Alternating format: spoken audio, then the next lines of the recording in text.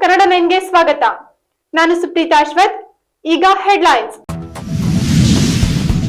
ಕುಮಾರಸ್ವಾಮಿ ರಾಮನಗರ ಜಿಲ್ಲೆಯ ನಿರ್ಮಾತೃ. ಹಾಸನದಲ್ಲಿ ಹುಟ್ಟಿ ರಾಮನಗರದಲ್ಲಿ ಅಭಿವೃದ್ಧಿ ಮಾಡುತ್ತಿದ್ದಾರೆ. ಚನ್ನಪಟ್ಟಣ ಉಪಚುನಾವಣೆ ಪ್ರಚಾರದ ವೇಳೆ ನಿಖಿಲ್ ಕುಮಾರಸ್ವಾಮಿ ಹೇಳಿಕೆ.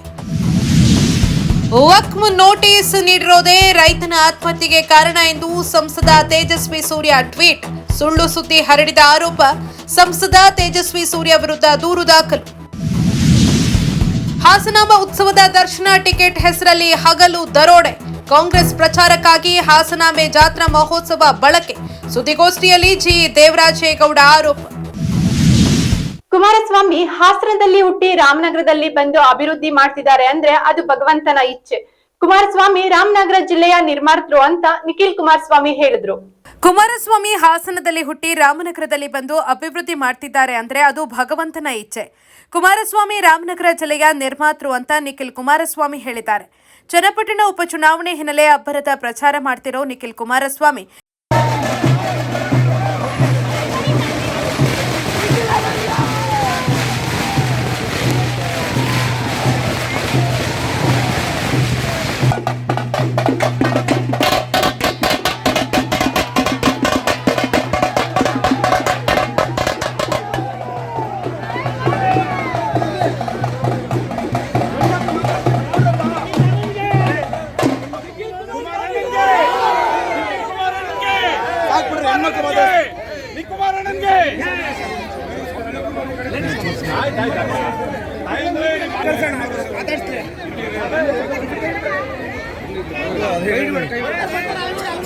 ಯಾವತ್ತು ಬೇಕಾದ್ರೂ ನಿಂತೋಬಹುದು. ಆದ್ರೆ ಒಂದು ಸಲ ಉದ್ಯೋಗ ಸೃಷ್ಟಿ ಆದ್ರೆ ಜೀವನ ಪರ್ಯಂತ ಸ್ವಾಭಿಮಾನದ ಬದುಕಲ್ಲಿ ನಾವು ಬದುಕಬಹುದು. ಸ್ವಂತ ಕಾಲ ಮೇಲೆ ನಿಂತು ಆ ಒಂದು ಕೆಲಸವನ್ನ ಕೊಡ್ತಕ್ಕಂಥ ಜವಾಬ್ದಾರಿ. ಕುಣಿಗಲ್ಗೆ ತೋರಣ ಕಟ್ತಾ ಇದ್ರು ಅಂತ ಏನೋ ಹೇಳ್ಕೊಂಡು ಕತೆ ಕೊನೆಗೆ ನಾಗರಾಜನಿಗೆ ಕೇಳಿದ್ರು, ನಾಗರಾಜಯ್ಯ ನೀನೇನ್ ಮರ್ತಿದ್ದೇನೆಯ, ಜ್ಞಾಪಕ ಶಕ್ತಿ ಹೋಗ್ಬಿಡದ ಅಷ್ಟು ಪರಿಪಕ್ವವಾಗಿ ಎಲ್ಲವೂ ಕೂಡ ತಲೆಯಲ್ಲಿ ಇಟ್ಕೊಂಡಿರ್ತಾರೆ. ಅದಕ್ಕೆ ಬಹುಶಃ ಕಾರಣ ಇದನ್ನು ಸೈರನ್ ಬಿಡ್ತಾರೆ. ದಯಮಾಡಿ ಹಾಲಿಂದು ಪ್ರೋತ್ಸಾಹನೂ ಬಂದಿಲ್ಲ, ಬೆಂಬಲ ಬೆಲೆನೂ ನಿಮ್ಗೆ ಯಾವುದೇ ರೀತಿ ದರ ಏರಿಸಿಲ್ಲ, ಗೊತ್ತಿದೆ.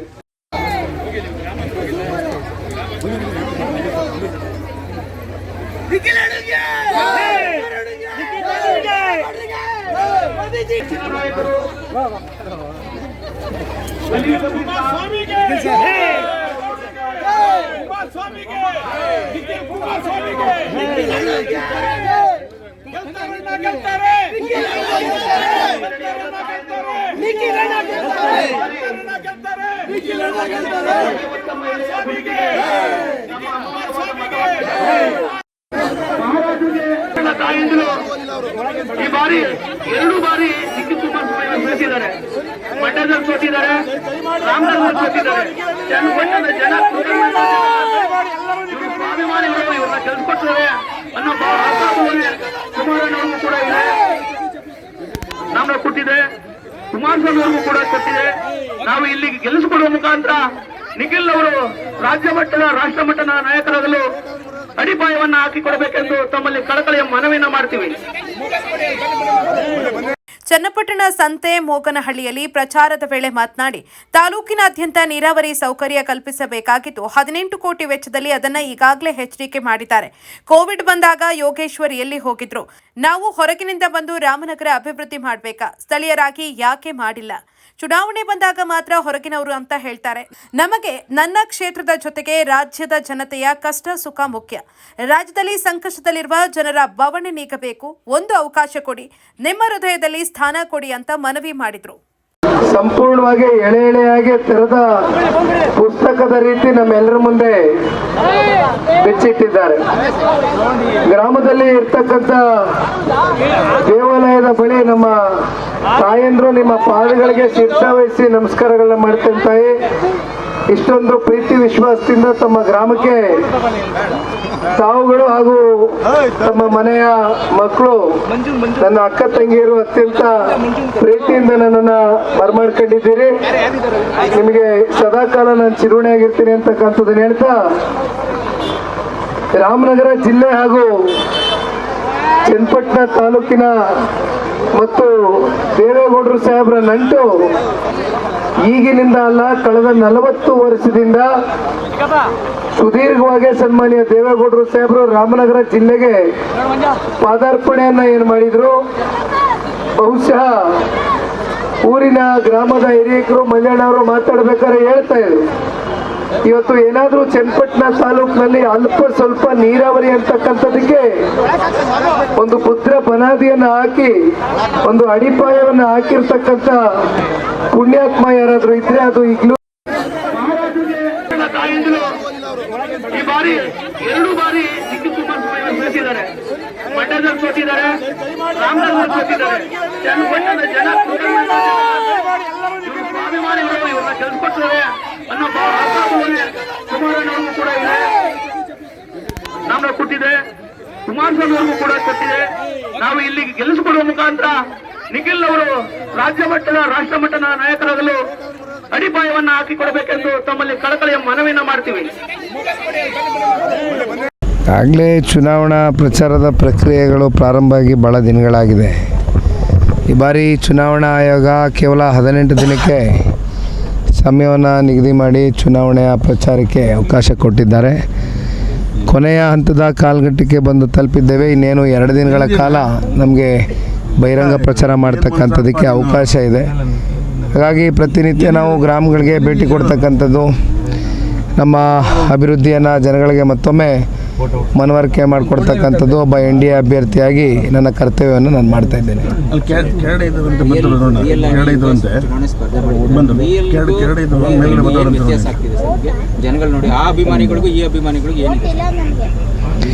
ಈಗ ರೀಲು ಅಂದರೆ ಬಹುಶಃ ನೀವು ಚಿತ್ರರಂಗದ ಬಗ್ಗೆ ಮಾತಾಡ್ತಾ ಇದ್ದೀರಿ ಅನ್ಕೋತೀನಿ.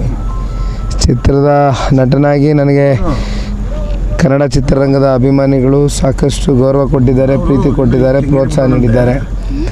ಈಗ ನನ್ನ ಸಾರ್ವಜನಿಕ ಬದುಕು, ನಾನು ರಾಜಕಾರಣಕ್ಕೆ ಬಂದು ಹಲವಾರು ವರ್ಷಗಳಿಂದ ಸಕ್ರಿಯವಾಗಿ ಗುರುತಿಸ್ಕೊಂಡಿದ್ದೇನೆ. ಕಳೆದ 2 ಚುನಾವಣೆಗಳ ಹಿನ್ನಡೆ ಬಹುಶಃ ಇವೆಲ್ಲವೂ ನೋಡಿದ್ದೀರಿ. ಒಂದು ರೀತಿ ಕುತಂತ್ರದ ರಾಜಕಾರಣಕ್ಕೆ ನಾನು ಬಲಿಯಾದೆ. ಆದರೆ ಈ ಬಾರಿ ಅನಿರೀಕ್ಷಿತವಾದಂಥ ಈ ಒಂದು ಬೆಳವಣಿಗೆಯಲ್ಲಿ ಬಯಸದೆ ಬಂದಿರತಕ್ಕಂಥ ಈ ಒಂದು ಅವಕಾಶ ನಮ್ಮ ತಾಲೂಕಿನ ಜನತೆ ಒಬ್ಬ ಯುವಕನಿಗೆ ಅವರ ಪರವಾಗಿ ಧ್ವನಿಯಾಗಿ ಕೆಲಸ ಮಾಡ್ತಕ್ಕಂಥದ್ದಕ್ಕೆ ಅವಕಾಶ ಮಾಡಿಕೊಡ್ತಾರೆ ಅಂತ ದೃಢವಾಗಿ ನಂಬಿಕೆ ಇಟ್ಕೊಂಡಿದ್ದೀನಿ. ಹೊರಗಿನಿಂದ ಬಂದವರೇ ಇಲ್ಲಿ ಅಭಿವೃದ್ಧಿ ಮಾಡಬೇಕಾ? ಸ್ಥಳೀಯರು ಯಾಕೆ ಇಷ್ಟು ದಿವಸ ಮಾಡಿರಲಿಲ್ಲ? ಸ್ಥಳೀಯರು ಅಭಿವೃದ್ಧಿ ಮಾಡಲಿಕ್ಕೆ ಆಗದೇ ಇರೋದ್ರಿಂದನೇ ಹೊರಗಿನವ್ರು ಬಂದು ಅಭಿವೃದ್ಧಿ ಮಾಡಿರೋದು. ಹಾಗಾಗಿ ಹುಟ್ಟು ಸಾವು ಅಂತಕ್ಕಂಥದ್ದು ನಮ್ಮ ಕೈಯಲ್ಲಿಲ್ಲ. ನಾವೆಲ್ಲಿ ಹುಟ್ಟಬೇಕು ಅನ್ನೋದು ಭಗವಂತ ನಿರ್ಣಯ ಮಾಡಿರ್ತಾನೆ. ಆದರೆ ನಾವು 40 ವರ್ಷ ಆಗಿದೆ ರಾಮನಗರ ಜಿಲ್ಲೆಗೆ ಪಾದಾರ್ಪಣೆ ಮಾಡಿ ಸನ್ಮಾನ್ಯ ದೇವೇಗೌಡರು ಕುಮಾರಣ್ಣವರು ಜಿಲ್ಲೆಯ ಸಮಗ್ರ ಅಭಿವೃದ್ಧಿಗೆ ಯಾವ ಯಾವ ಯೋಜನೆಗಳು ಕಾರ್ಯಕ್ರಮಗಳು ರೂಪಿಸಿದ್ದಾರೆ ಅಂತಕ್ಕಂಥದ್ದು ಜಿಲ್ಲೆಯ ಮತದಾರರ ಹೃದಯದಲ್ಲಿ. ರೈತರೊಬ್ಬರ ಆತ್ಮಹತ್ಯೆ ವಿಚಾರದಲ್ಲಿ ಸುಳ್ಳು ಸುದ್ದಿ ಹರಡಿದ್ದಾರೆನ್ನುವ ಆರೋಪದ ಮೇಲೆ ಸಂಸದ ತೇಜಸ್ವಿ ಸೂರ್ಯ ವಿರುದ್ಧ ಹಾವೇರಿಯಲ್ಲಿ FIR ದಾಖಲಾಗಿದೆ. ರೈತರೊಬ್ಬರ ಆತ್ಮಹತ್ಯೆ ವಿಚಾರದಲ್ಲಿ ಸುಳ್ಳು ಸುದ್ದಿ ಹರಡಿದ್ದಾರೆ ಅನ್ನೋ ಆರೋಪದ ಮೇಲೆ ಸಂಸದ ತೇಜಸ್ವಿ ಸೂರ್ಯ ವಿರುದ್ಧ ಹಾವೇರಿಯಲ್ಲಿ FIR ದಾಖಲಾಗಿದೆ. ರಾಜ್ಯದಲ್ಲಿ ವಕ್ಫ್ ಆಸ್ತಿ ವಿವಾದ ರಾಜಕೀಯ ಅಲೆಯನ್ನ ಸೃಷ್ಟಿ ಮಾಡಿದೆ. ಈ ಸಮಯದಲ್ಲಿ ರೈತರೊಬ್ಬರು ಆತ್ಮಹತ್ಯೆ ಮಾಡಿಕೊಂಡಿದ್ದಾರೆ. ಅವರ ಆತ್ಮಹತ್ಯೆಗೆ ವಕ್ಫ್ ನೋಟಿಸ್ ನೀಡಿರೋದೇ ಕಾರಣ ಅಂತ ಸಂಸದ ತೇಜಸ್ವಿ ಸೂರ್ಯ ಟ್ವೀಟ್ ಮೂಲಕ ಹಂಚಿಕೊಂಡ ಬೆನ್ನಲ್ಲೇ ಮಾಧ್ಯಮಗಳಲ್ಲೂ ಇದೇ ರೀತಿಯ ಸುದ್ದಿ ಪ್ರಸಾರ ಆಗಿತ್ತು. ಹೀಗಾಗಿ ಹಾವೇರಿಯ CEN ಠಾಣೆಯಲ್ಲಿ ವ್ಯಕ್ತಿಯೊಬ್ಬರು ಸುಳ್ಳು ಸುದ್ದಿ ಹರಡಿದ್ದಾರೆ ಅನ್ನೋ ಆರೋಪದ ಮೇಲೆ ದೂರು ನೀಡಿದ್ದು FIR ದಾಖಲಾಗಿದೆ. ಸಿಎಂ ಹಾಗೂ ವಕ್ಫ್ ಸಚಿವರ ಅಲ್ಪಸಂಖ್ಯಾತರ ತುಷ್ಟೀಕರಣದಿಂದ ಕರ್ನಾಟಕದಲ್ಲಿ ದುರಂತಗಳು ಸಂಭವಿಸ್ತಾ ಇವೆ. ಪ್ರತಿದಿನ ಇಂಥ ಘಟನೆಗಳು ಸಂಭವಿಸ್ತಾ ಇವೆ ಅಂತ ತೇಜಸ್ವಿ ಸೂರ್ಯ ಉಲ್ಲೇಖಿಸಿದ್ರು. ಅವರ ವಿರುದ್ಧ ಅಪಸ್ವರ ಕೇಳಿಬಂದ ಬೆನ್ನಲ್ಲೇ ಇದೀಗ ಟ್ವೀಟ್ ಡಿಲೀಟ್ ಮಾಡಲಾಗಿದೆ. ನಿನ್ನೆ ನಮ್ಮ JPC ಎದುರುಗಡೆ ನಮ್ಮ ಚೇರ್ಮನ್ರು ಬಂದಾಗ ಹಾವೇರಿಯಿಂದ ಒಂದು ರೈತರ ಡೆಲಿಗೇಷನ್ ಬಂದು ಅವರ ಅಹವಾಲನ್ನು ಸಬ್ಮಿಟ್ ಮಾಡಿ ಅವರ ಊರಿನಲ್ಲಿ ಒಬ್ಬ ರೈತನ ಹೆಸರು ಬದಲಾಯಿಸಿ ಆ ಜಾಗಕ್ಕೆ ವಕ್ಫ್ ಹೆಸರು ಬದಲಾಯಿಸಿದ್ರಿಂದ RTCಯಲ್ಲಿ ಪಹಣಿಯಲ್ಲಿ ಸಣ್ಣಪ್ಪ ಅನ್ನುವಂಥ ಒಬ್ಬ ರೈತ ಆತ್ಮಹತ್ಯೆ ಮಾಡಿಕೊಂಡಂಥ ಒಂದು ವೇದನೆಯನ್ನು ಅವರು ವ್ಯಕ್ತಪಡಿಸಿದ್ರು. ನಂತರದಲ್ಲಿ ಕೆಲವು ಮಾಧ್ಯಮಗಳು ಕೂಡ ಅವರ ಇಂಟರ್ವ್ಯೂ ಕೂಡ ಟೆಲಿಕಾಸ್ಟ್ ಮಾಡಿದ್ದಾರೆ. ನಾನು ನಿನ್ನೆ ಸಂಜೆಯ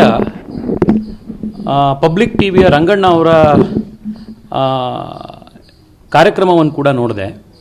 ಅದರಲ್ಲೂ ಕೂಡ ಈ ಆತ್ಮಹತ್ಯೆ ಮಾಡಿಕೊಂಡಂಥ ರೈತನ ತಂದೆ ಅಥವಾ ಕುಟುಂಬದವರು ಮೀಡಿಯಾಗೆ ಮಾತನಾಡಿರುವಂಥ ಹೇಳಿಕೆ ಕೂಡ ಪ್ರಸಾರ ಆಗಿದೆ. ಕನ್ನಡ ದುನಿಯಾ ಅನ್ನುವಂಥ ಒಂದು ಆನ್ಲೈನ್ ಸಂಸ್ಥೆಯವರು ಈ ಸುದ್ದಿಯನ್ನು ಪ್ರಕಟ ಮಾಡ್ತಾರೆ. ನಾನು ಆ ಸುದ್ದಿಯನ್ನು ರೀಟ್ವೀಟ್ ಮಾಡಿ, ಇದು ಬಹಳ ಗಂಭೀರವಾಗಿರುವಂಥ ಸಮಸ್ಯೆ, ವಕ್ಫು ಯಾವುದೇ ಆಧಾರ ಇಲ್ಲದಲೆ ರೈತರ ಜಮೀನನ್ನು ಈ ರೀತಿ ಕಬಳಿಸ್ಕೊಳ್ತಾ ಹೋದರೆ ರೈತರು ಎಲ್ಲಿ ಹೋಗಬೇಕು? ಈ ರೀತಿ ಈಗಾಗಲೇ ಹಾವೇರಿಯಲ್ಲಿ ಒಂದು ಆತ್ಮಹತ್ಯೆ ಆಗಿರುವಂಥ ಕಥೆ ನಮ್ಮ ಎದುರುಗಡೆ ಬಂದಿದೆ. ಸರ್ಕಾರ ಈಗಲಾದರೂ ಎಚ್ಚೆತ್ತುಕೊಳ್ಬೇಕು ಅನ್ನುವಂಥ ಒಂದು ಟ್ವೀಟನ್ನು ಹಾಕ್ತೀನಿ. ಅದಾದ ನಂತರದಲ್ಲಿ SP ಹಾವೇರಿ ಅಕೌಂಟ್ನಿಂದ ಈ ರೀತಿ ಆಗಿಲ್ಲ ಅನ್ನುವಂಥ ಒಂದು ಮಾಹಿತಿಯನ್ನು SP ಹಾವೇರಿ ಅಕೌಂಟ್ ಟ್ವೀಟ್ ಮಾಡ್ತಾರೆ. ಸಹಜವಾಗಿ ನಾವು ಕಾನೂನು ವ್ಯವಸ್ಥೆ, ನಮ್ಮ ಪೊಲೀಸು, ಇದೆಲ್ಲದರ ಬಗ್ಗೆ ನಮಗೆ ಒಂದು ಗೌರವ ಇರೋದ್ರಿಂದ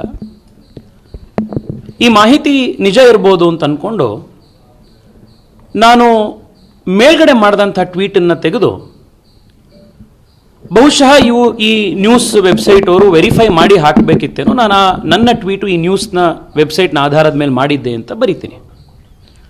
ಅಲ್ಲಿಗೆ ಈ ವಿಷಯ ಮುಕ್ತಾಯ ಆಗತ್ತೆ ಅಂತ ಅಂದ್ಕೊಂಡ್ರೆ, ಹಾಸನಾಂಬ ಉತ್ಸವದಲ್ಲಿ ಬೇಕಾಬಿಟ್ಟಿಯಾಗಿ ಶಿಷ್ಟಾಚಾರ ಪಾಲನೆ ಮಾಡಲಾಗಿದ್ದು, ವಿಶೇಷ ದರ್ಶನ ಟಿಕೆಟ್ ಹೆಸರಿನಲ್ಲಿ ಹಗಲ ದರೋಡೆಯಾಗಿದೆ ಎಂದು ಬಿಜೆಪಿ ಮುಖಂಡ ಹಾಗೂ ವಕೀಲ ಜಿ ದೇವರಾಜೇಗೌಡ ಗಂಭೀರವಾಗಿ ಆರೋಪಿಸಿದ್ರು.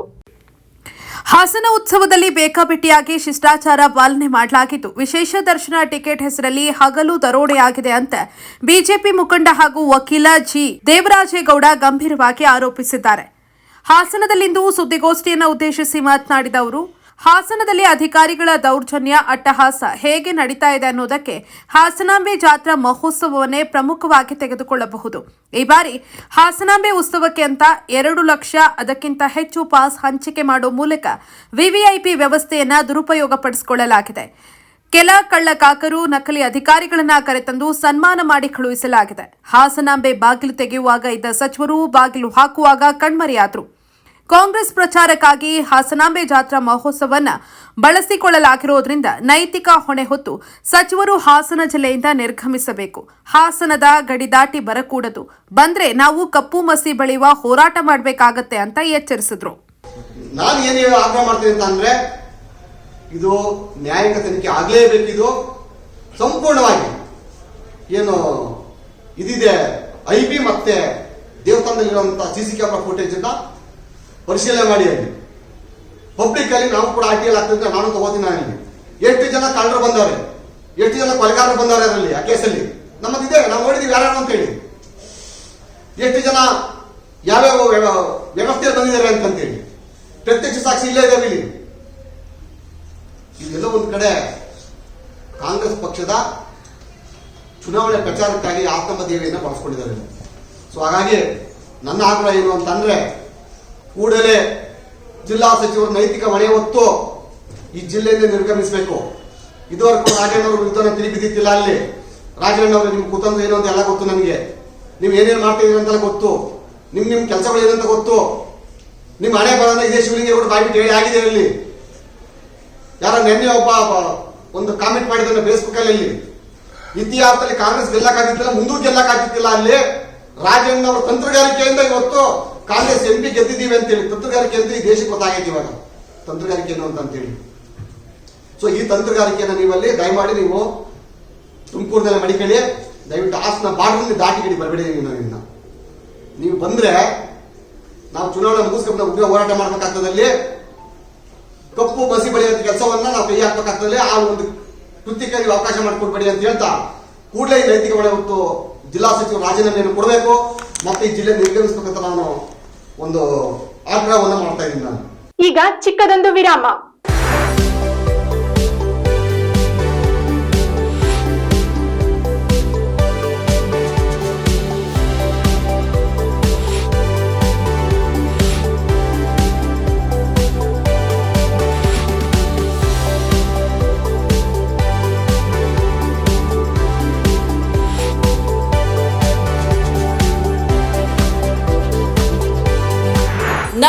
ಸಮಸ್ತ ಜನತೆಗೆ ಶ್ರೀ ಹಾಸನಾಂಬ ದೇವಿ ಮತ್ತು ದೀಪಾವಳಿ ಹಬ್ಬದ ಶುಭಾಶಯಗಳನ್ನು ಕೋರುವವರು ಸ್ಪರ್ಶ ಹಾಸ್ಪಿಟಲ್ ಬಿಎಂ ರಸ್ತೆ ಹಾಸನ.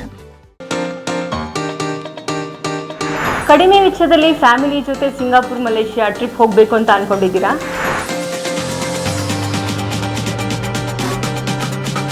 ಹಾಗಾದ್ರೆ ಹಾಸನದ ಪ್ರತಿಷ್ಠಿತ ಟ್ರಾವೆಲ್ ಈಸಿ ಸಂಸ್ಥೆ ವತಿಯಿಂದ ಸಿಂಗಾಪುರ್ ಮಲೇಷಿಯಾಗೆ 7 ದಿನಗಳ ಗ್ರೂಪ್ ಟೂರ್ ಆಯೋಜಿಸಿದ್ದು EMI ಆಪ್ಷನ್ ಕೂಡ ಲಭ್ಯವಿದೆ.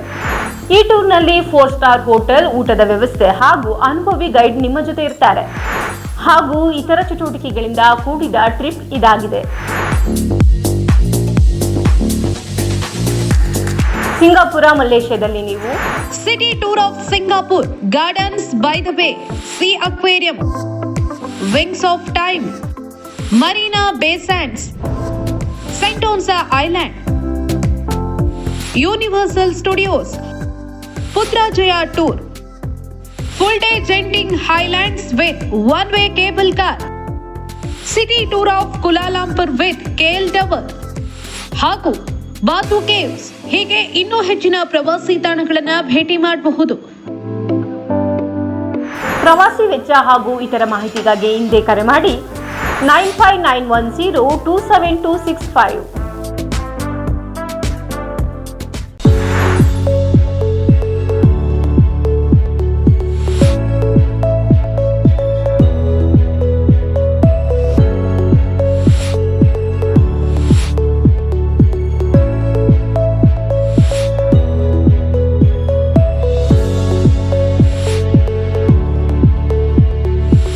ನಾಡಿನ ಸಮಸ್ತ ಜನತೆಗೆ ಶ್ರೀ ಹಾಸನಾಂಬ ದೇವಿ ಮತ್ತು ದೀಪಾವಳಿ ಹಬ್ಬದ ಶುಭಾಶಯಗಳನ್ನು ಕೋರುವವರು HDCC ಬ್ಯಾಂಕ್ ಲಿಮಿಟೆಡ್ ಆಡಳಿತ ಮಂಡಳಿ ಮತ್ತು ಸಿಬ್ಬಂದಿ. ವಿರಾಮದ ನಂತರ ನ್ಯೂಸ್ಗೆ ಸ್ವಾಗತ. ಸಂವಿಧಾನದಲ್ಲಿ ಎಲ್ಲರಿಗೂ ಸಮಾನ ಹಕ್ಕುಗಳಿದ್ದು ಉಲ್ಲಂಘನೆಯಾದರೆ ಪೊಲೀಸ್ ಠಾಣೆ ಅಥವಾ ಮಾನವ ಹಕ್ಕುಗಳ ಆಯೋಗಕ್ಕೆ ಹೋಗಿ ದೂರು ಸಲ್ಲಿಸಿ ಎಂದು ನ್ಯಾಯಾಧೀಶೆ JK ದಾಕ್ಷಾಯಿಣಿ ತಿಳಿಸಿದರು. ಸಂವಿಧಾನದಲ್ಲಿ ಎಲ್ಲರಿಗೂ ಸಮಾನ ಹಕ್ಕುಗಳಿದ್ದು ಉಲ್ಲಂಘನೆಯಾದರೆ ಪೊಲೀಸ್ ಠಾಣೆ ಅಥವಾ ಮಾನವ ಹಕ್ಕುಗಳ ಆಯೋಗಕ್ಕೆ ಹೋಗಿ ದೂರನ್ನ ಸಲ್ಲಿಸಿ ಅಂತ ಉಚಿತ ಕಾನೂನು ನೆರವು ಸಮಿತಿ ಸದಸ್ಯೆ ಹಾಗೂ ನ್ಯಾಯಾಧೀಶೆ JK ದಾಕ್ಷಾಯಿಣಿ ತಿಳಿಸಿದರು.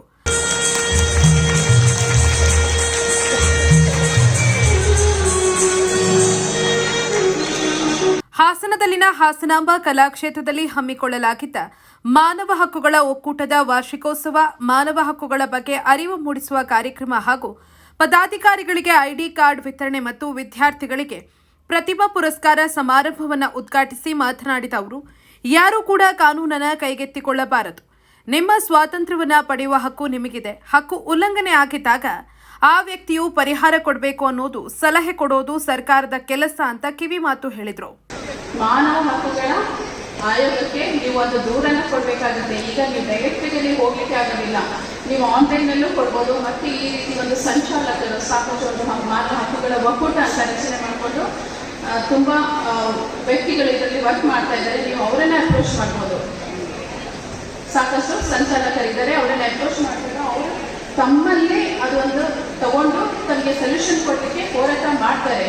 ಅಂದರೆ ನಿಮ್ಮಂತೆ ಯಾರಿಂದ ನಿಮಗೆ ಅನ್ಯಾಯ ಆಗಿದೆ ಅವರನ್ನ ಅಪ್ರೋಚ್ ಮಾಡಿ ಯಾಕೆ ತಗೋತಿಲ್ಲ, ನೀವು ಯಾಕೆ ರಿಜಿಸ್ಟರ್ ಮಾಡ್ತಾ ಇಲ್ಲ, ಇದಕ್ಕೆ ಕಾರಣಗಳು ಏನು, ಅದನ್ನೆಲ್ಲ ಅವ್ರ ಕಡೆಯಿಂದ ಪಡ್ಕೊತಾರೆ. ಮತ್ತೆ ಅಲ್ಲಿ ಒಂದು ಕೆಲಸ ಆದರೆ ಇಟ್ಸ್ ಓಕೆ. ಆಗಿಲ್ಲ ಅಂತಂದ್ರೆ then they are approached human rights commission. ಈ ವೇಳೆ ಕಾರ್ಯಕ್ರಮದಲ್ಲಿ ಶ್ರೀ ಜವೇನಹಳ್ಳಿ ಮಠದ ಸಂಗಮೇಶ್ವರ ಸ್ವಾಮೀಜಿ, ಮಾನವ ಹಕ್ಕುಗಳ ಒಕ್ಕೂಟದ ಸಂಸ್ಥಾಪಕ ರಾಜ್ಯಾಧ್ಯಕ್ಷ ಪುನೀತ್ ಗೌಡ, ಜಿಲ್ಲಾಧ್ಯಕ್ಷ ಯಲಗುಂದ ಶಾಂತಕುಮಾರ್, ಜಿಲ್ಲಾ ಸರ್ಕಾರಿ ನೌಕರರ ಸಂಘದ ಅಧ್ಯಕ್ಷ ಇ ಕೃಷ್ಣೇಗೌಡ ಸೇರಿದಂತೆ ಇತರರು ಉಪಸ್ಥಿತರಿದ್ದರು. ಕರ್ನಾಟಕ ರಾಜ್ಯ ಪ್ರಸೂತಿ ಮತ್ತು ಸ್ತ್ರೀರೋಗ ತಜ್ಞರ ಸಮ್ಮೇಳನದ ಅಂಗವಾಗಿ ಹಾಸನ ನಗರದ ಹೇಮಾವತಿ ಪ್ರತಿಮೆ ಬಳಿ ಸಾರ್ವಜನಿಕರಲ್ಲಿ ಗರ್ಭಕಂಠ ಕ್ಯಾನ್ಸರ್ ಹಾಗೂ ಸ್ತನ ಕ್ಯಾನ್ಸರ್ ಬಗ್ಗೆ ಜಾಗೃತಿ ಮೂಡಿಸುವ ಜಾಥಾಕ್ಕೆ ಜಿಲ್ಲಾ ಆರೋಗ್ಯಾಧಿಕಾರಿ ಶಿವಸ್ವಾಮಿ ಹಸಿರು ಬಾವುಟ ಪ್ರದರ್ಶಿಸುವುದರ ಮೂಲಕ ಚಾಲನೆಯನ್ನ ನೀಡಿದರು. ಕರ್ನಾಟಕ ರಾಜ್ಯ ಪ್ರಸೂತಿ ಮತ್ತು ಸ್ತ್ರೀರೋಗ ತಜ್ಞರ ಸಮ್ಮೇಳನದ ಅಂಗವಾಗಿ ಹಾಸನ ನಗರದ ಹೇಮಾವತಿ ಪ್ರತಿಮೆ ಬಳಿ ಸಾರ್ವಜನಿಕರಲ್ಲಿ ಗರ್ಭಕಂಠ ಕ್ಯಾನ್ಸರ್ ಹಾಗೂ ಸ್ತನ ಕ್ಯಾನ್ಸರ್ ಬಗ್ಗೆ ಜಾಗೃತಿ ಮೂಡಿಸುವ ಜಾಥಾಗೆ ಜಿಲ್ಲಾ ಆರೋಗ್ಯಾಧಿಕಾರಿ ಶಿವಸ್ವಾಮಿ ಹಸಿರು ಬಾವುಟ ಪ್ರದರ್ಶಿಸುವುದರ ಮೂಲಕ ಚಾಲನೆ ಕೊಟ್ಟರು.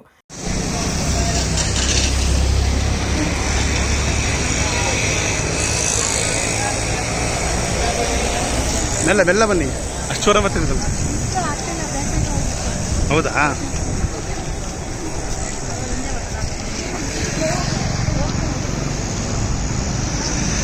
ಇದರ ಬಗ್ಗೆ ಬಹಳ ಸವಿವರವಾಗಿ ನಮ್ಮ ಶಿವಸ್ವಾಮಿ ಸರ್ ಅವರು ತಿಳಿಸ್ಕೊಟ್ಟಿದ್ದಾರೆ. ಇವರಿಗೆ ನಿಮ್ಮೆಲ್ಲರ ಪರವಾಗಿ ಧನ್ಯವಾದ. ಮತ್ತು ಈ ಜಾಗೃತಿ ಜಾಥಾಗೆ ಚಾಲನೆಯನ್ನು ನೀಡಲು ಬಂದಿರುವ ಶಿವಸ್ವಾಮಿ ಸರ್ ಅವರು ನಂತರ ಜಾಥಾವನ್ನ ಉದ್ದೇಶಿಸಿ ಮಾತನಾಡಿದ ಅವರು, ಬಹಳ ಕಾಮನ್ ಆಗಿರುವ ಗರ್ಭಕಂಠ ಕ್ಯಾನ್ಸರ್ ಹಾಗೂ ಸ್ತನ ಕ್ಯಾನ್ಸರ್ನಿಂದ ಹೆಚ್ಚು ಮಹಿಳೆಯರು ಸಾವಿಗೀಡಾಗ್ತಾ ಇದ್ದಾರೆ. ಪ್ರಾರಂಭದಲ್ಲೇ ಈ ಕಾಯಿಲೆಯನ್ನ ಗುರುತಿಸಿ ಚಿಕಿತ್ಸೆ ನೀಡಿದರೆ ಗುಣಮುಖರಾಗ್ತಾರೆ.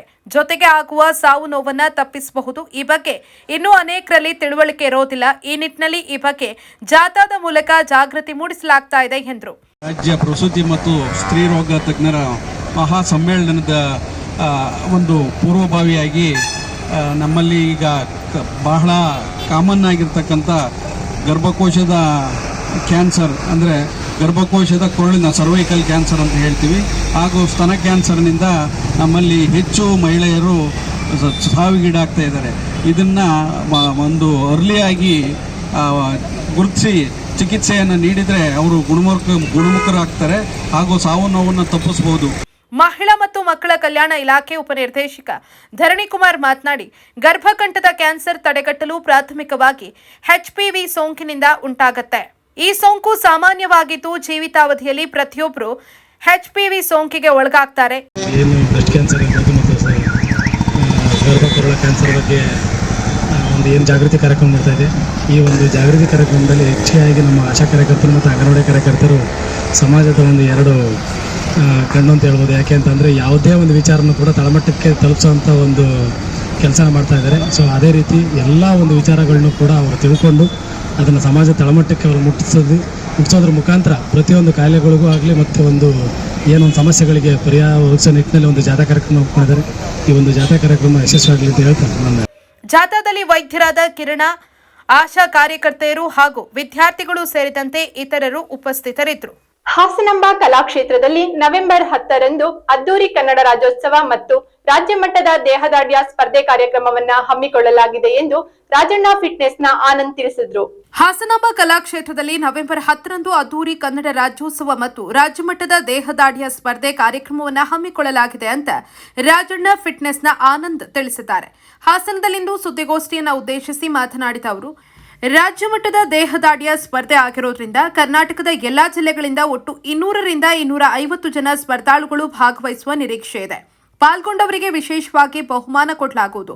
ಸ್ಪರ್ಧೆಯಲ್ಲಿ ಪ್ರಥಮ ಬಹುಮಾನವಾಗಿ ಯುವರತ್ನ ಪ್ರಶಸ್ತಿ, 1 ಕೆಜಿ ಬೆಳ್ಳಿ ಗದೆ ಹಾಗೂ ನಗದು, ಎರಡನೇ ಬಹುಮಾನವಾಗಿ 15,000 ನಗದು, ಟ್ರೋಫಿ, ಸರ್ಟಿಫಿಕೇಟ್ ಹಾಗೂ ಮೂರನೇ ಬಹುಮಾನವಾಗಿ 10,000 ನಗದು, ಟ್ರೋಫಿ, ಸಾಶ್, ಸರ್ಟಿಫಿಕೇಟ್ ನೀಡಿ ಗೌರವಿಸಲಾಗುವುದು ಹಾಗೂ ಗ್ರೂಪ್ ವಿನ್ನರ್ ಆಗಿ ಕೂಡ ಹಲವಾರು ಬಹುಮಾನವನ್ನ ಕೊಡಲಾಗುವುದು. ಈ ಕಾರ್ಯಕ್ರಮದಲ್ಲಿ ಭಾಗವಹಿಸುವ ಮೂಲಕ ಯಶಸ್ವಿಗೊಳಿಸುವಂತೆ ಮನವಿ ಮಾಡಿದರು. ಇದೇ ತಿಂಗಳು ನವೆಂಬರ್ 10ನೇ ತಾರೀಕು ಹಾಸನದ ಕಲಾಕ್ಷೇತ್ರದ ಕಲಾಭವನದಲ್ಲಿ ರಾಜ್ಯ ಮಟ್ಟದ ದೇಹದಾಢ್ಯ ಸ್ಪರ್ಧೆಯನ್ನು ನಡೆಸ್ತಾ ಇದ್ದೀವಿ. ಈ ಸ್ಪರ್ಧೆ ರಾಜ್ಯ ಮಟ್ಟದಾದ್ರಿಂದ ಕರ್ನಾಟಕದ ಎಲ್ಲಾ ಜಿಲ್ಲೆಗಳಿಂದ ಸ್ಪರ್ಧಾರ್ಥಿಗಳು ಬರ್ತಾರೆ. ಸುಮಾರು 200-250ಕ್ಕೂ ಹೆಚ್ಚು ಜನ ಭಾಗವಹಿಸ್ತಾರೆ ಎಂಬ ನಿರೀಕ್ಷೆ ಇದೆ. ಈ ಸ್ಪರ್ಧೆ ಯಾವ ತರ ನಡೆಯುತ್ತಪ್ಪ ಅಂದ್ರೆ ಹೈಟಲ್ಲಿ ನಡೆಯುತ್ತೆ, 4 ತರದ ಹೈಟಲ್ಲಿ ನಡೆಯುತ್ತೆ. ಆಮೇಲೆ ಇದ್ರ ಜೊತೆಗೆ ಮೇನ್ ಫಿಸಿಕ್ ಅಂತ 2 ಸ್ಪರ್ಧೆ ನಡೆಯುತ್ತೆ. ಹಾಸನದಲ್ಲಿ ರಾಜ್ಯ ಮಟ್ಟದ್ದು ತುಂಬಾ ಕಡಿಮೆ ನಡೆಯೋದು. ತುಂಬಾ ಹಲವಾರು ವರ್ಷಗಳಿಂದ ನಡೆಸಿದ್ರು, ಒಂದು 20 ವರ್ಷದಿಂದ ನಡೆಸಿದ್ರು. ಈಗ ನಾವು ಪ್ರಥಮ ಬಾರಿಗೆ ನಡೆಸ್ತಾ ಇದ್ದೀವಿ. ಈ ಕಾರ್ಯಕ್ರಮಕ್ಕೆ ಹೆಚ್ಚಿನ ಸಹಕಾರವಾಗಿ ನಮ್ಮ ಹಾಸನ ಮೂಲದವರಾದ ವೆಡ್ಡಿಂಗ್ ಬೈ ಧ್ರುವ ಅವರು ತುಂಬಾ ಸಹಕಾರ ಕೊಟ್ಟು ನಮಗೆ ಈ ಕಾರ್ಯಕ್ರಮಕ್ಕೆ ತುಂಬಾ ಸಹಾಯ ಮಾಡ್ತಾ ಇದ್ದಾರೆ. ಅದೇ ರೀತಿ ನಮ್ಮ ರಾಯಪುರದ ಆರ್ ಟಿ ಕೃಷ್ಣೇಗೌಡರು ಅಂತ ಅವರಿದ್ದಾರೆ, ಅವರೊಬ್ರು ನಮ್ಮ ಕೃಷಿ ಅಣ್ಣಂತನವರು ತುಂಬಾ ಸಹಕಾರ ಮಾಡಿ ಈ ಕಾರ್ಯಕ್ರಮಕ್ಕೆ ಒತ್ತು ಕೊಟ್ಟು ನಡೆಸ್ತಾ ಇದ್ದಾರೆ. ಈ ಕಾರ್ಯಕ್ರಮಕ್ಕೆ ಬರತಕ್ಕಂಥ ಪ್ರತಿಯೊಬ್ಬರಿಗೂ ವಿನ್ನರ್ ಆಗಿ ಸೋಲ್ಲಿ ಪ್ರತಿಯೊಬ್ಬರಿಗೂ ಒಂದು ಬಹುಮಾನವನ್ನು ನಾವು ಕೊಡ್ತಾ ಇದ್ದೀವಿ, ವಿಶೇಷವಾಗಿ ಕೊಡ್ತಾ ಇದ್ದೀವಿ. ಅದ್ರ ಜೊತೆಗೆ ಊಟದ ವ್ಯವಸ್ಥೆ ಕೂಡ ಮಾಡಿದ್ದೀವಿ, ಮತ್ತೆ ಉಳ್ಕೊಳ್ಳೋಕೆ ವ್ಯವಸ್ಥೆ ಕೂಡ ಇದೆ. ಈ ಕಾರ್ಯಕ್ರಮದ ಜೊತೆಗೆ ಒಂದು ಸಣ್ಣ ಪುದಾಗಿ ಒಂದು ಅದ್ದೂರಿ ಕನ್ನಡ ರಾಜ್ಯೋತ್ಸವ ಅಂತ ಹೇಳ್ಬಿಟ್ಟು ಹಮ್ಮಿಕೊಂಡಿದ್ದೀವಿ. ಕನ್ನಡ ಪರ ಹೋರಾಟಗಾರರಿಗೆ ಮತ್ತು ಇವ್ರ ಸಂಘಟನೆ ಇವರಿಗೆಲ್ಲ ಒಂದು ಸಣ್ಣ ಸನ್ಮಾನ ಕಾರ್ಯಕ್ರಮ ಇಟ್ಕೊಂಡಿದ್ದೀವಿ. ಜೊತೆಗೆ ಈ ಕಾರ್ಯಕ್ರಮ ಸರಿಯಾಗಿ 4 ಗಂಟೆ ಸ್ಟಾರ್ಟ್ ಆಗುತ್ತೆ. 4 ಗಂಟೆಗೆ ಸ್ಟಾರ್ಟ್ ಆದರೆ ಒಂದು 9 ಗಂಟೆಗೆ ಮುಗಿಯುತ್ತೆ.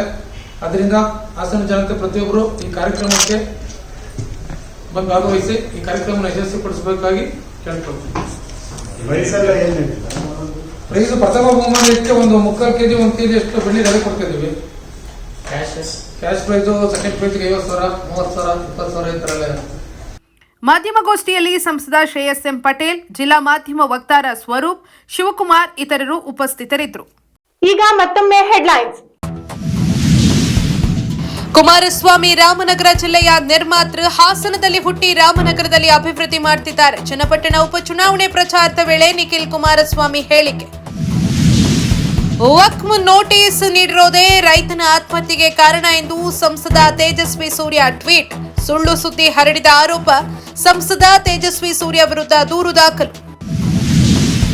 ಹಾಸನಾಂಬ ಉತ್ಸವದ ದರ್ಶನ ಟಿಕೆಟ್ ಹೆಸರಲ್ಲಿ ಹಗಲು ದರೋಡೆ. ಕಾಂಗ್ರೆಸ್ ಪ್ರಚಾರಕ್ಕಾಗಿ ಹಾಸನಾಂಬೆ ಜಾತ್ರಾ ಮಹೋತ್ಸವ ಬಳಕೆ. ಸುದ್ದಿಗೋಷ್ಠಿಯಲ್ಲಿ ಜಿ ದೇವರಾಜೇಗೌಡ ಆರೋಪ. ನಿರಂತರ ಸುದ್ದಿಗಾಗಿ ನೋಡ್ತಾ ಇರಿ ಕನ್ನಡ 9, ಇದು ಕನ್ನಡಿಗರ ಕಣ್ಮಣಿ.